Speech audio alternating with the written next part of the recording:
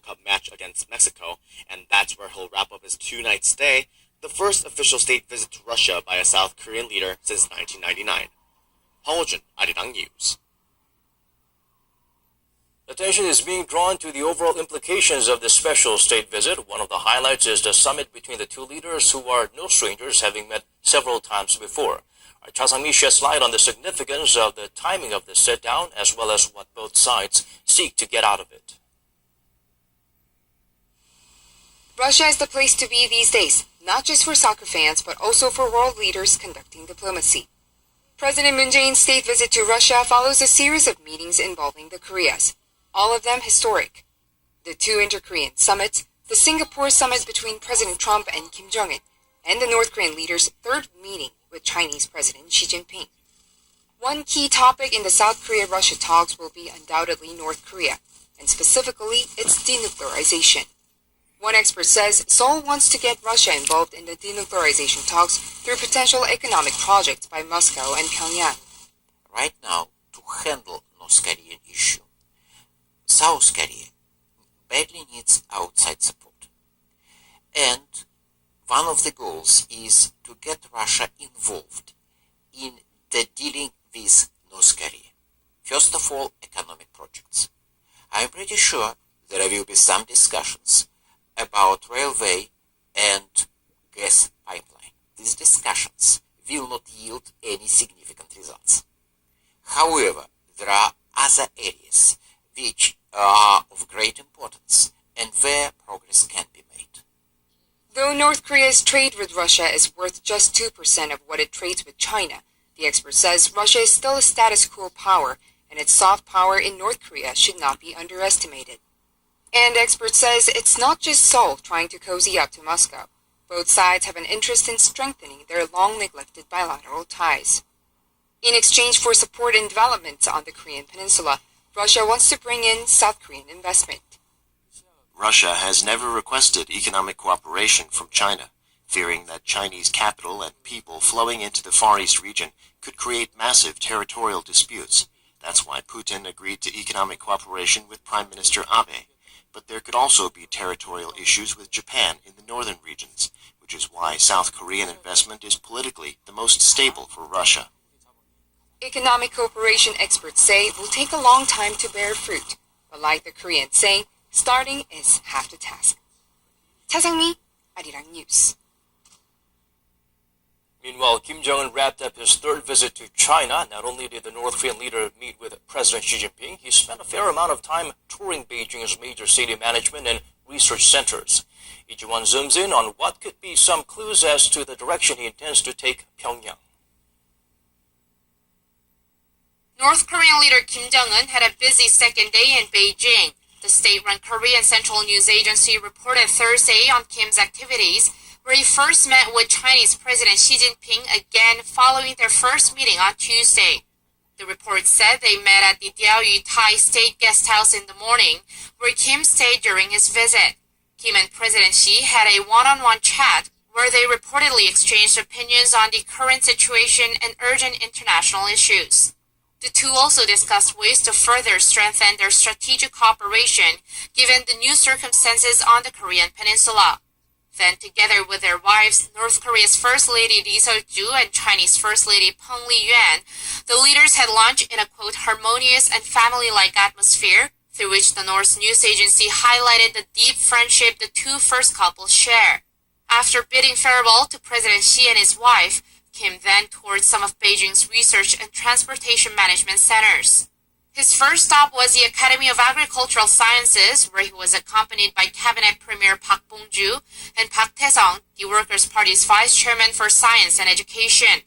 The report explained how the Academy does research on the industrialization of agriculture and that Kim toured various research centers asking questions about their experience and achievements.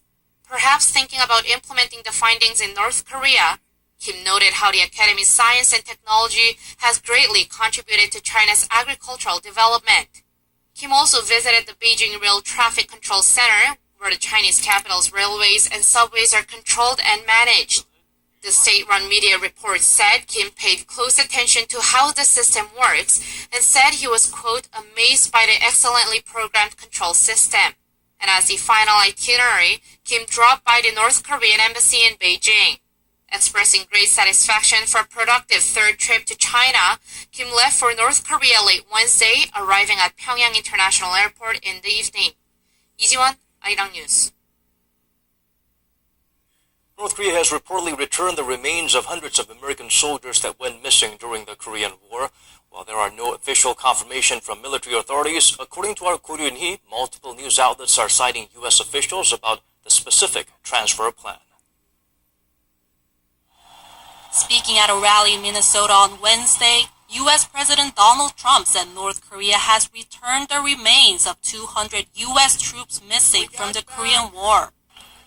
We got back our great fallen heroes, the remains. In fact, today already 200 have been sent back.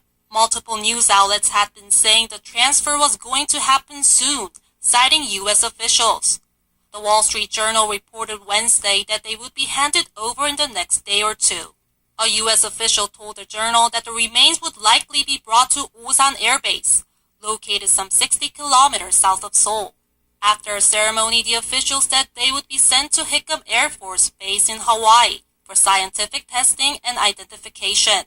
However, the official pointed out that the remains are commingled. This means that there might be individuals of other nationalities, not just Americans. After the identification process, non-U.S. remains will be sent back to their home countries. This comes after President Trump and North Korean leader Kim Jong-un signed a joint statement at their summit in Singapore on June 12th, in which they committed to recovering the remains of prisoners of war and those missing in action from the Korean War, including the immediate repatriation of those already identified. According to the U.S. Department of Defense, about 7,700 U.S. military personnel remain unaccounted from the Korean War, of whom about 5,300 are estimated to be in North Korea. Meanwhile, South Korea's defense ministry said it can't confirm anything yet, including where the transfer was to take place. 고르니 아리랑 뉴스. James Mattis will be in South Korea next week. Seoul's defense minister confirmed the U.S. defense chief's plan to visit South Korea next Thursday after his trip to China. He is expected to discuss issues related to the suspension of joint military exercises. On Friday, Mattis will meet with America's top diplomat Mike Pompeo, as well as John Bolton, the National Security Advisor in Washington, to talk about that issue.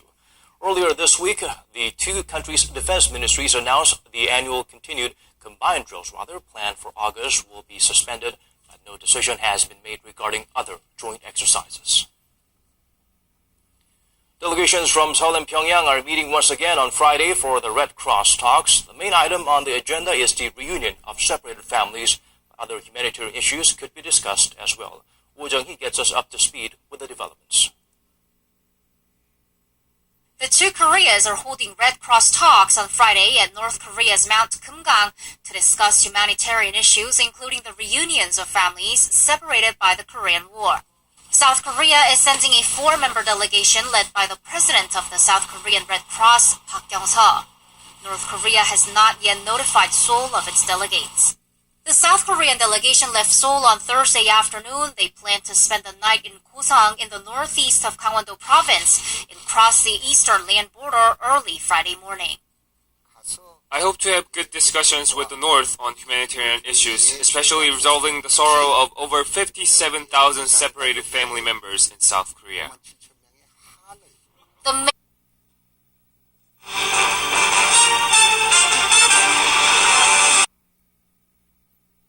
The Moon Jae-in administration is seeking to divide investigative powers between prosecution and the police more evenly, all part of the government's reform efforts, as there have been many instances of the corrupt prosecutors taking advantage of its authority. Kim Min-ji explains further.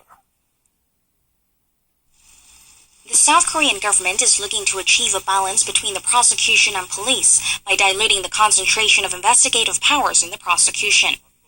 Its proposed measures unveiled Thursday are aimed at having the prosecution and police work hand in hand, focusing on the expertise of their respective bodies. The biggest change is that the police will be given more autonomy and more responsibility during initial investigation. They will have the right to investigate as well as the authority to close a case. This means that police will be able to determine whether or not to pursue an indictment. Under the current system, the police can open a case but cannot close it without approval from the prosecution, while investigations by the police are required to be overseen by a prosecutor. Meanwhile, prosecutors will be able to retain their authority to indict and will be required to play a more supplementary role in overseeing probes. But they will be allowed to request reinvestigation